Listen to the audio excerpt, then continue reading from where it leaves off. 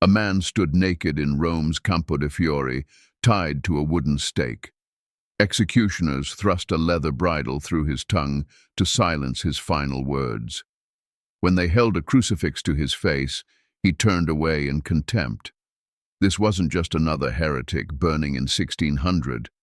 This was Giordano Bruno, the brilliant monk who chose to die rather than abandon his theory about infinite worlds. His ideas were so dangerous that the Catholic Church spent 8 years trying to break him in Vatican dungeons. They failed, and when the flames consumed his body, they accidentally ignited a revolution that would change how humanity sees the universe forever. The story you've heard is wrong. Bruno didn't light himself on fire to prove a theory. What actually happened was far more brutal and reveals why the Catholic Church considered him more dangerous than Galileo himself. Filippo Bruno was born in 1548 near Naples to a soldier's family. At 14, his parents sent him to study at an Augustinian monastery, where something extraordinary happened. The boy possessed a memory so powerful, it seemed supernatural.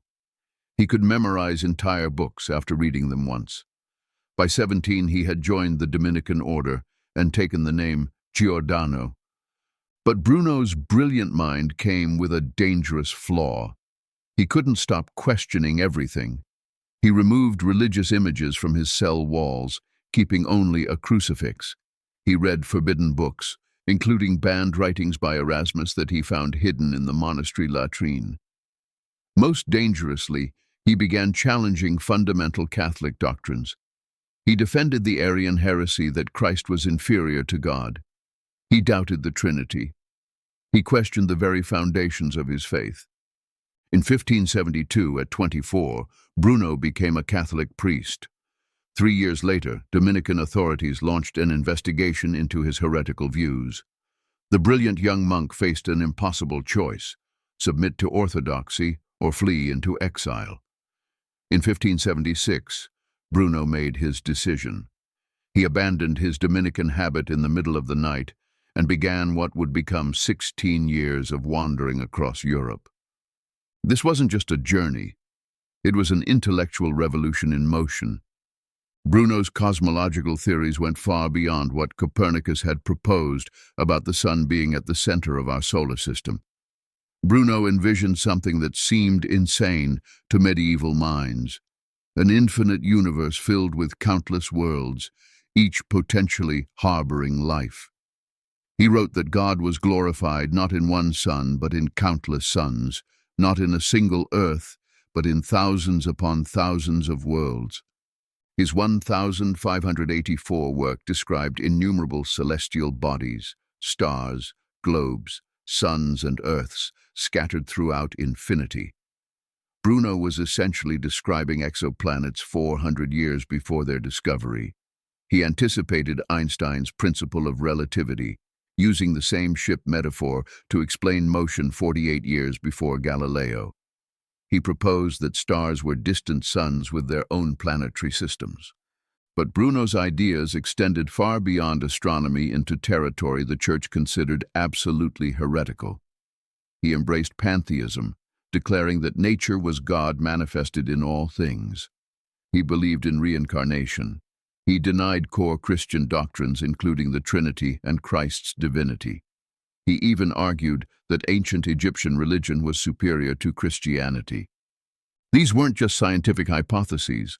They were comprehensive challenges to the religious worldview that governed European society.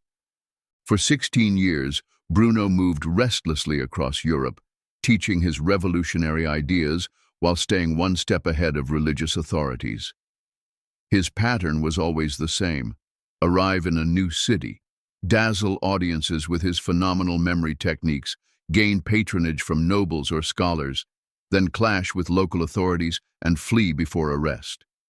In Geneva, he joined the Calvinists but was excommunicated for criticizing a professor. In Toulouse, he taught philosophy at the university for 2 years. In Paris, he found favor with Henry III, who was fascinated by his memory system. Most significantly, from 1583 to 1585, Bruno lived in London under diplomatic protection, where he published 6 Italian dialogues containing his most revolutionary cosmological ideas. Bruno's personality was as dramatic as his theories. He called academic opponents asses.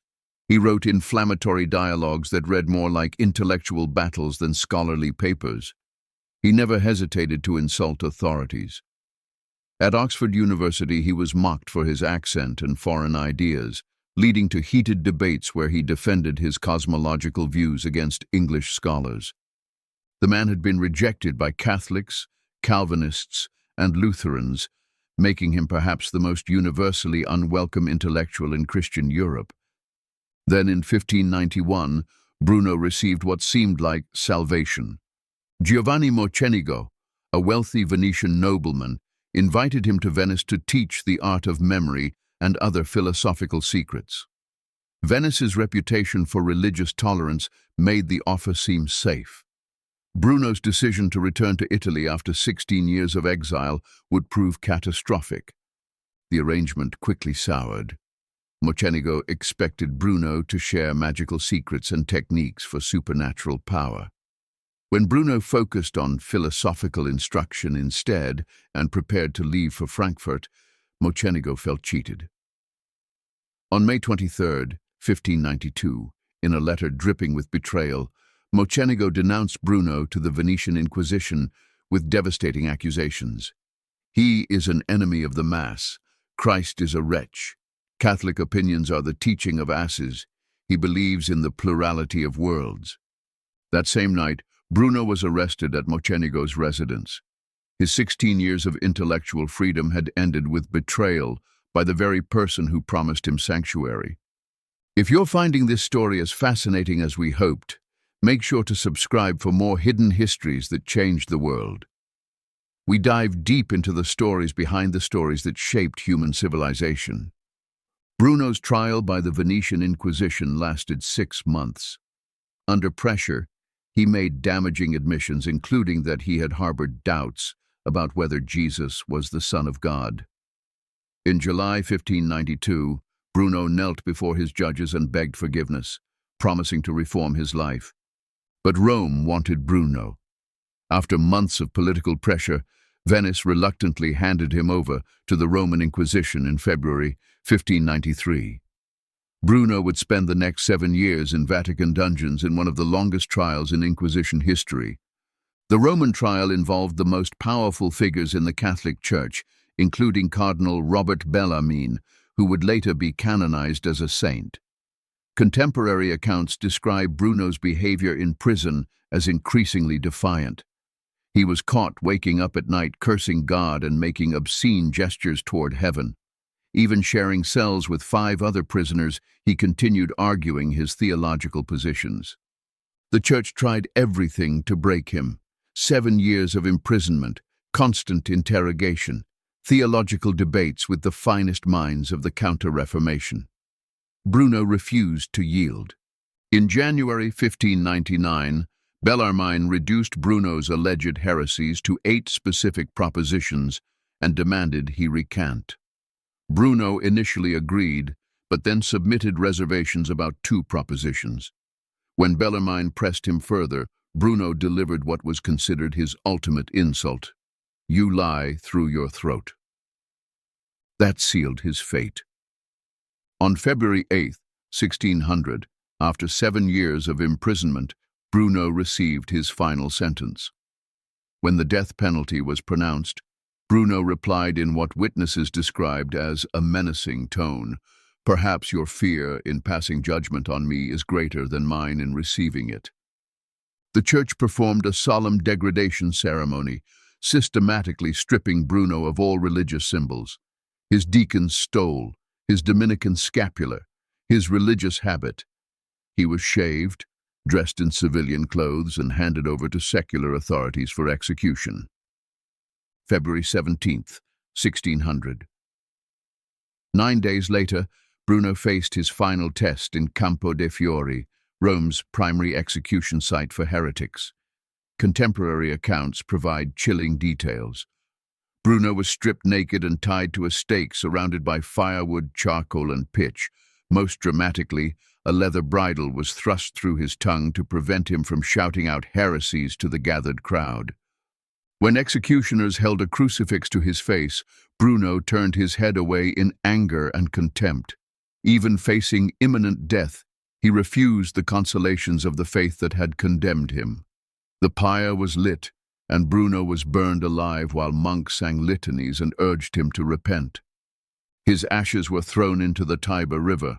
All his works were placed on the Index of Forbidden Books in 1603. But here's what makes Bruno's story different from other martyrs of science. Bruno's execution, while Galileo later survived, reveals crucial differences in how the Church perceived threats to its authority. Bruno faced execution not primarily for scientific theories, but for comprehensive theological heresy during the most militant phase of the Counter-Reformation. He challenged fundamental Christian doctrines. His pantheistic philosophy equated God with nature, undermining the Catholic distinction between creator and creation. Most dangerously, he saw himself as a religious reformer seeking to replace Christianity with ancient wisdom. Galileo, by contrast, challenged specific astronomical doctrines while remaining a practicing Catholic.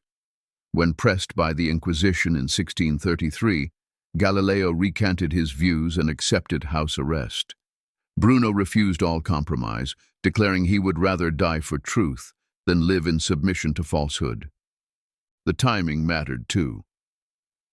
Bruno died during the Counter-Reformation's peak intensity, when the Catholic Church felt existentially threatened. By Galileo's trial, religious wars had stabilized, and the Church could afford more measured responses. Bruno's execution haunted the Catholic Church for centuries. Cardinal Bellarmine, chastened by Bruno's death, later treated Galileo with relative leniency. The Roman Inquisition never again executed a heretic, making Bruno their final victim. Modern science has vindicated many of Bruno's cosmological insights. His vision of infinite worlds orbiting countless suns accurately describes the universe revealed by contemporary astronomy. The Kepler Space Telescope has discovered thousands of exoplanets, confirming Bruno's intuition about cosmic pluralism. His concept of an infinite, boundless universe aligns with current cosmological models. In 1889, a bronze statue was erected in Campo dei Fiori, exactly where Bruno burned. Funded by Freemasons and anti-clerical groups over fierce Catholic opposition, the statue depicts Bruno in his Dominican habit, glaring defiantly toward the Vatican. The inscription reads, "To Bruno, from the generation he foresaw, here, where the pyre burned." The memorial captures Bruno's enduring significance. He represents the eternal conflict between institutional authority and individual conscience, between orthodox comfort and dangerous truth. His refusal to compromise his vision of infinite worlds, even facing death, transforms him from historical curiosity to timeless symbol of intellectual courage. So no, Bruno didn't light himself on fire to prove a theory. But his intellectual choices led directly to his execution. His refusal to recant theories about infinite worlds essentially guaranteed his death. In that sense, he did burn for his cosmological vision, choosing death over intellectual submission. Bruno's final words to his judges were prophetic. "Perhaps your fear in passing judgment on me is greater than mine in receiving it. The church that burned him is still here, but so are the infinite worlds he died defending. And now we know he was right about something else too, something the Vatican discovered centuries later that would shake them to their very foundations. But that's another story entirely.